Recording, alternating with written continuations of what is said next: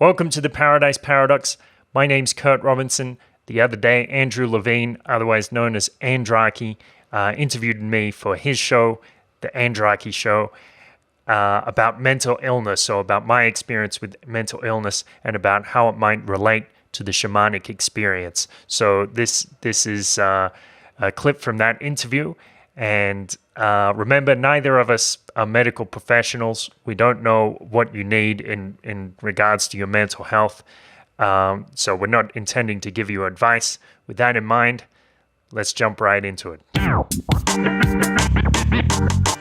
I'll jump into what I'm trying to do, the idea I have with this series. I guess it's probably partly inspired by your show, The Paradise Paradox. Great. I think it's a number of things. Have you seen the Rubin Report? Doesn't ring a bell. It's kind of a talk show. The guy, I think he started off in like mainstream media and then he went to the Young Turks. He then just kind of went off on his own and he just set up his own studio. Looking at that, looking at what you're doing with Paradise Paradox, it became apparent to me that anyone can have a show. Anybody can, you know, as long as they have something interesting to talk about, interesting people to interview, there's no limitation, except maybe gear. And for whatever reasons, I already have all of the gear. So when I read, you know, we've talked in the past, and that was a lot of fun. And then I read your last article, and I thought it was great.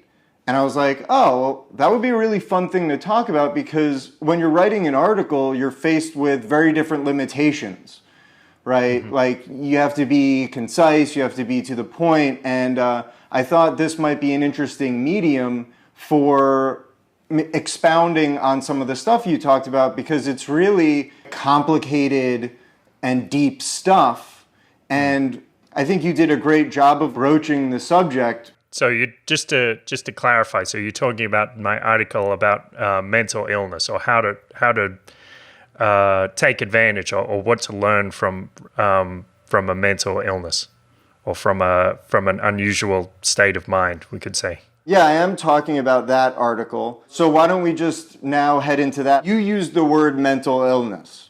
Yeah. I don't think it's the best term, but it's like what's available. So do you think describing it as mental illness is accurate? And if it were up to you, how would you describe the experience that you had? Right. Good question. Well, I know you're familiar with Sterlin's work, Sterlin Lujan. So he talks about that, and he says it's not an illness because it's not like there's a lesion, there's no abrasion, there's nothing physical that you can identify, and even there's this common idea that mental illness is caused by chemical imbalance, but that's still really debatable. It's not like when you go to a psychiatrist, they tell you, okay, so let's do a chemical test on your brain to see what's in there. They don't do that. They analyze it through behaviour. So it's more of a behavioural issue than a physical issue. I'd really like to hear somebody attempt to kind of rebut this, but like the way it seems to me is that the word imbalance was originally used metaphorically, and then they just and then people just repeated it, like, right, they go, you're imbalanced.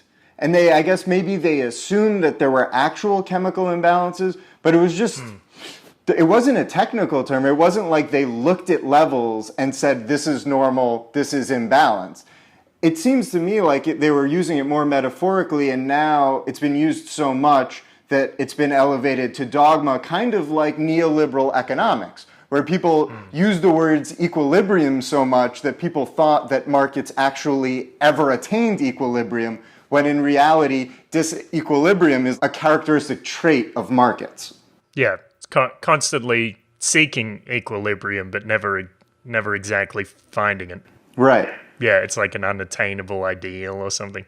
But so I think you're probably right to some extent, but something I think I was watching a TED Talk the other day I'm not sure if that's one you linked me to or a different one, but it was along these lines, talking about mental illness, and they talked about this book. I think it's called The Broken Brain, and so that provided this, like you said, like a dogma, and people said, well, we have this theory or this hypothesis, and it seems reasonable, and we expect the data to be filled in later. We'll color it in later, and they keep expecting that, but that's not necessarily what's happened. That's just what everyone's assuming. So if you were starting from scratch, you were born on a remote island and had no cultural cues, and you had the experience that you had, which we should go on to kind of delve into a bit deeper, like explain it. But if you had that experience and then got past it, how would you describe it? It's kind of difficult to take it out of context like that because, of course, part of the healing process, I guess, involves people around me. But I guess, so to kind of start from the start, I had this experience which a psychiatrist described as a psychotic break. And I did have some delusions, like I was talking to animals and talking to horses and plants and things, and thinking that they would talk back. I mean, there's nothing wrong with talking to to plants and animals, but thinking they talk back, sometimes it might be another thing. Did you actually hear them talking to you? Is that why you would talk to them, or was it more like you just were compelled to talk to? Like, what was there a logic to it? Saying you talk to them implies some kind of reasoning process, right? It's a tricky one to get into too, because the fact is, like a lot of these things people would describe as delusions, but some of the things that happened, I would say, were actually true. It's just that I got a little carried away, and started to think, well, if these things that I've been taught are firm and are laws and can't happen, are actually happening, then I have to assume that everything I know is wrong, which it sent me a little bit over the edge. But I do think telepathic experiences with plants and animals are possible. So that I guess for a lot of people that rules me out as loony. But that's truly what I believe. So I have to put that out there. Well, something you said I think brought up a really interesting point in my mind, which is that it seems like kind of what you're saying is that society, part of forming a stable society is shared delusions. Mm-hmm. And it almost sounds like what happens is that maybe you enter a state that shatters your beliefs in common societal delusions. And then it shakes your confidence in like your perception of reality, because what you witness is, oh shit, that's not real. What else isn't real? And you start exploring other potential ideas, some of which may be true, some of which may be false. Does that make sense? Yes. So you have to kind of, well, in my case, I started again more or less from scratch and said, okay, well, I have to test everything a little bit to see what pushes back and what rules can be bent and what rules can be broken and what rules never existed in the first place.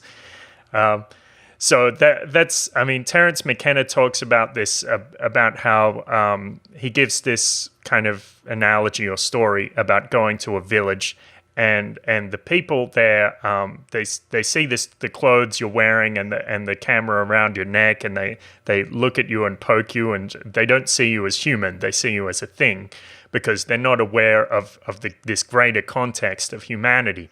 But as for the shaman, he doesn't care about your camera or your smartphone. He immediately recognizes you as a person, because he doesn't come from the culture. He's like McKenna says something like, he's the guy fiddling with the TV set from behind. So he knows he knows the greater context. He has this greater understanding of what's going on in the world and why cultures are the way they are. You're saying that perhaps that people with, let's say, neurochemistry like you, like yours, maybe the evolutionary purpose of them is to serve as the shaman.